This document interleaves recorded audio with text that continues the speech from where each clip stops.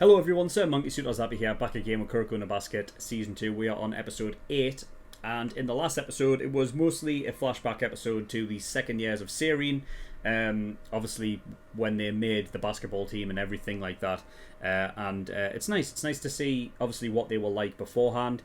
Hyuga just looks totally fucking different with his long bleached hair, and it was at a point where not only, the Seirin lot, but also every other sort of high school team or middle school team, whatever, were they weren't in the best of places in regards to their will to actually want to play basketball, because obviously the generation of miracles coming through and everything like that.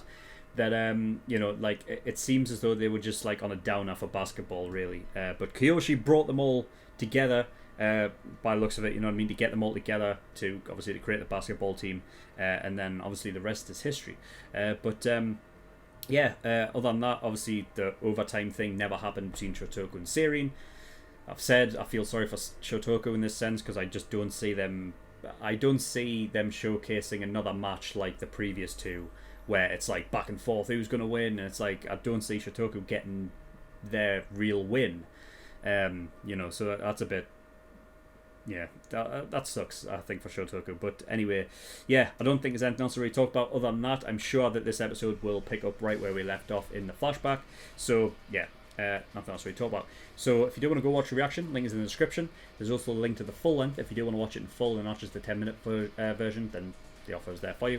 But nothing else to really talk about. So, we're going to get in episode 8 and see what we get. So, without further ado, let's go.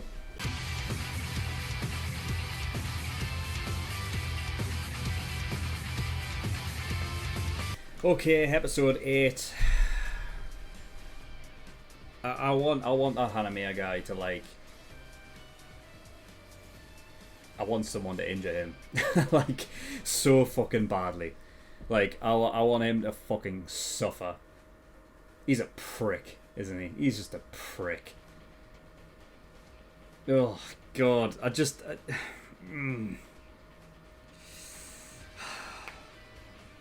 I'll tell you what it did do, though. This means I'm more on board with this, with the match coming up. At the end of last episode, I was like, oh god, I'm not looking forward to this match, because it is going to be a slog. Due to the way that it will go, it will be for the first half of the game or whatever. It'll be Kurosaki Daiichi doing that fucking disgusting shit. You know what I mean? But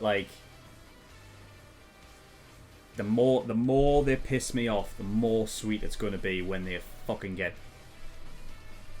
get demolished. God, what a dick! What a dick! Honestly, if I was, you know what I mean? I get that, in certain anime like this, they do obviously keep the good guys away from going crazy and knocking somebody out, because they have to remain you know what I mean, our sweethearts. But fucking hell, if I was Hyuga, mate, I would get him on his own and I would fucking do him in for that. Prick. God, I fucking hate him and his fucking stupid fucking face. Fucking idiot. Anyway, so Kiyoshi, he created the rooftop thing, going up on there, shouting out, his wishes, his desires, what he's going to do for the upcoming, for his upcoming year, specifically, obviously, to do with basketball. And then on sort of the opposite end of that still, became the tradition, Hyuga created the naked thing. You know what I mean? You have to come back here and confess to your crush naked and stuff like that. So, you know what I mean? Because they did obviously mention previously, I think back in season 1, when they were doing that when they were practicing in the mountains or down by the sea or something like that, they mentioned that both, I think it was Riko that said basically Kyoshi and Hyuga both, you know what I mean, or was it, no, maybe it was Kiyoshi that said that Riko and Hyuga are the two different sides that they push the team in different ways, right? Push and pull. But I think Kiyoshi's he's just the instigator of all of that, and he's definitely he's the influential one. You know what I mean? But I feel like it's like a trio, I guess, between them three of just like of leadership and different qualities that they possess that makes it just a perfect sort of collaboration between them all. So, you know, yeah, it makes sense that like basically them two created the rooftop, the naked thing. Rico came in, made it a tradition, put it all together, made it official, I suppose.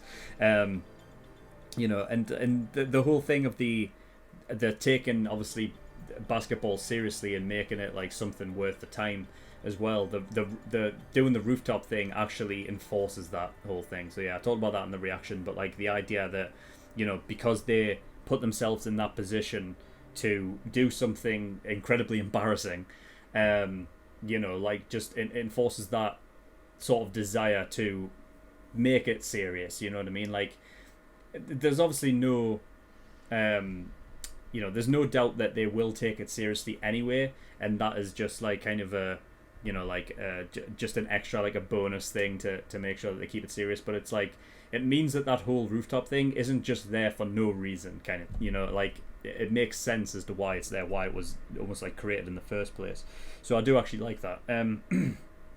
But yeah, so, and then obviously the big revelation, obviously at the end, the reason why, you know, the whole thing with Kyoshi's legs ends up being his knees, is that it's something of it's basically they've damaged themselves to a point that with surgery and then rehabilitation, he wouldn't be able to play basketball until after he's graduated, so after school, so they wouldn't be able to play together. But if he just did serious rehab, then he would be able to come back just for a year. So that's what that's this then, isn't it? Like,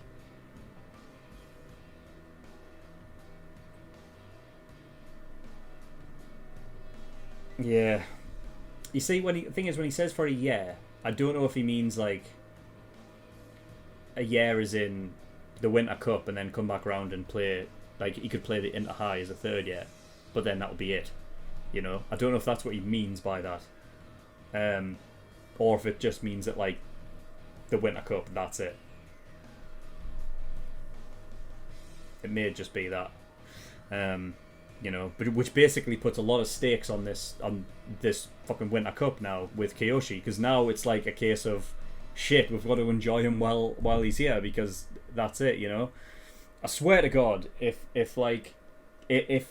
is anything of Kiyoshi, like, if this upcoming game he gets injured again by this fucking team, I am going to be royally pissed off.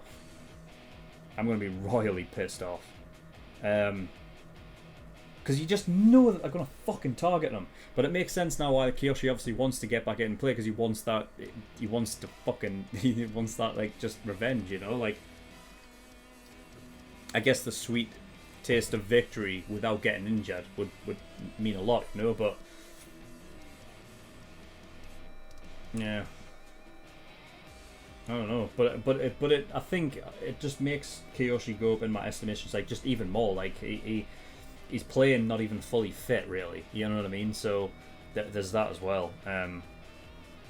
So yeah, I have newfound respect for Kiyoshi. You know what I mean? Even more respect than I had before. So yeah, I mean, in terms of obviously favorite characters, he's my favorite character. So yeah, there's I mean that's pretty much it. I should have known, you know. I should have known. Like, I mean, I did. I picked up on it in this episode. As soon as this, like, you saw fucking Kurosaki Daichi overlooking that match, it was just set up for it to be like, of course they're the fucking ones, aren't they? Of course they were the ones that he got injured against. Because of fucking pricks, you know what I mean? And especially, like, considering the episode before this one, where the guy on the team was saying, like, we didn't do anything illegal, right? Or fucking cheating or anything like that. That is fucking cheating, right? And I don't want to hear anything fucking else. That is absolutely fucking cheating. You know what you're doing, right? You're playing it off as if, like, oh no, it's just the way that I fell. You know what I mean? But we know why you're fucking doing it.